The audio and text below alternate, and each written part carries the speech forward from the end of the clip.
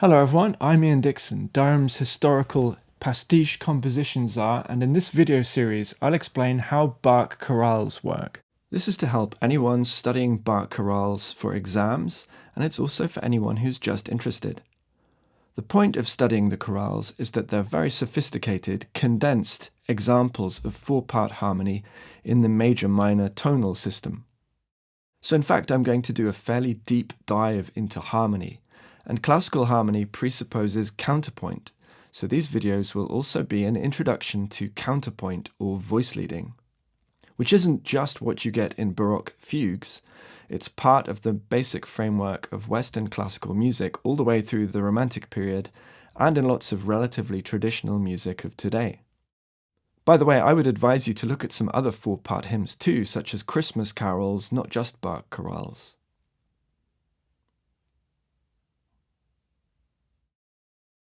The chorales are Bach's arrangements of pre-existing Lutheran hymn tunes for four-part choir, soprano, alto, tenor, bass, or SATB.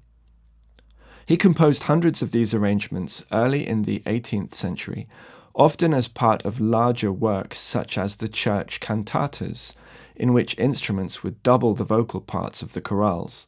So to get into the spirit of this, you should listen to and watch some performances of church cantatas. Perhaps start with cantata BWV 67, which includes the first chorale I'll analyze in depth starting in the next video. BWV stands for Bach Werkeverzeichnis, that's Bach Catalogue of Works in German.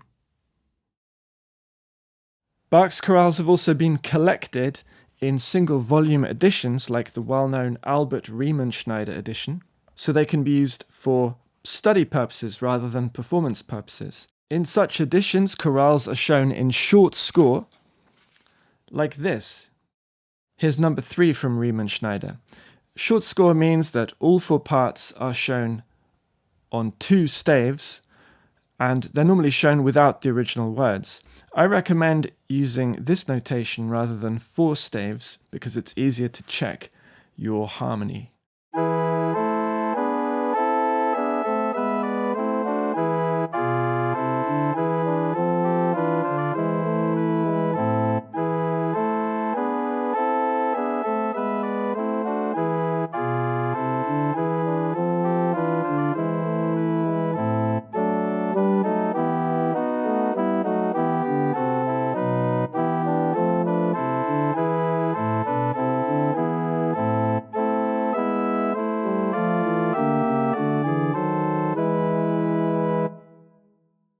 On the treble clef stave, we have soprano with stems up and alto with stems down.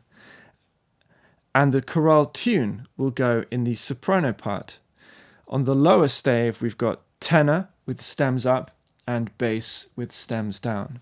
And a very important concept is that the soprano and bass are what we call the outer parts. And they're the most important. Normally, they form a self-sufficient counterpoint on their own, as we'll see later. That's very important. The alto and tenor parts are what we call the inner parts, and they don't normally make sense on their own, but they fill out the harmony and in some cases are quite elaborate melodically. The fermata signs are a convention showing you where the phrases end. They don't mean that you should do a pause every time in performance.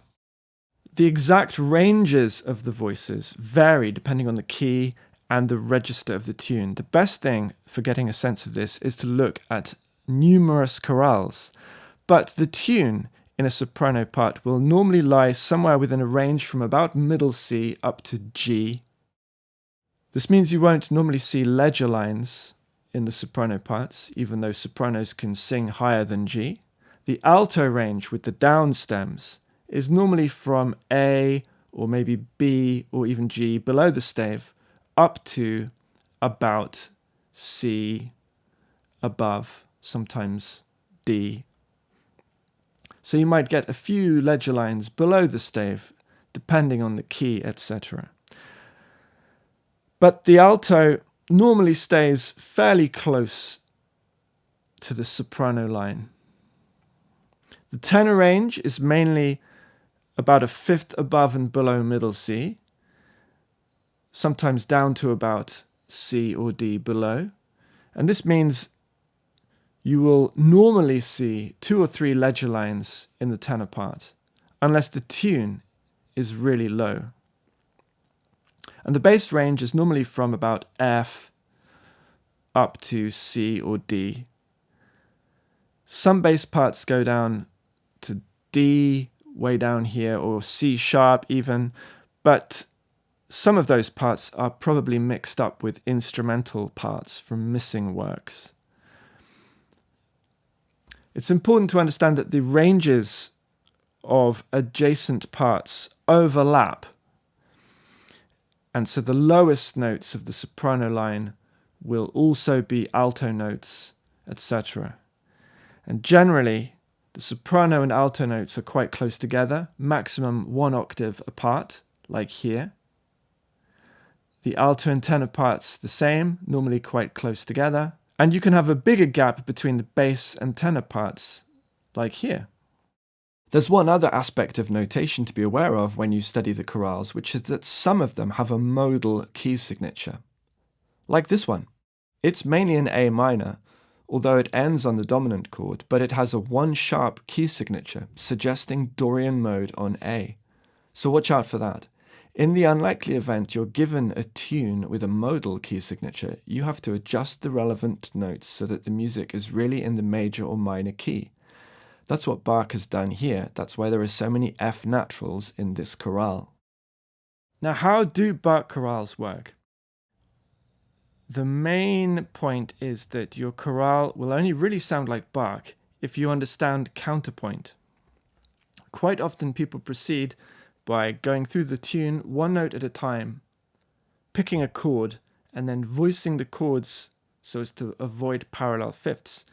But you'll be lucky if this really sounds like Bach. That's because a Bach chorale will be optimal in the counterpoint among all the vocal parts. The good news is that the counterpoint between the outer parts is the most important. If that is good, then you indeed more or less just have to avoid errors such as parallels in the inner parts. So I'm going to begin with a very quick summary of what's involved in counterpoint, aka voice leading, aka part writing. Counterpoint's the art of combining melodic lines, also known as voices or parts, which don't have to be equally tuneful or important, in such a way that they move together in what musicians of a particular period considered the most beautiful, artistic way. So what are these so-called rules of counterpoint about? They're mainly about 3 things. The melodic motion of a part as it goes up and down, sometimes by step, sometimes by leap, in relation to a key, and degrees of the scale, such as tonic degree, dominant degree, and in relation to a meter. That's melodic motion. Relative motion, also known as simultaneous or contrapuntal motion, refers to the relationship between 2 or more voices as they go up and down in relation to each other.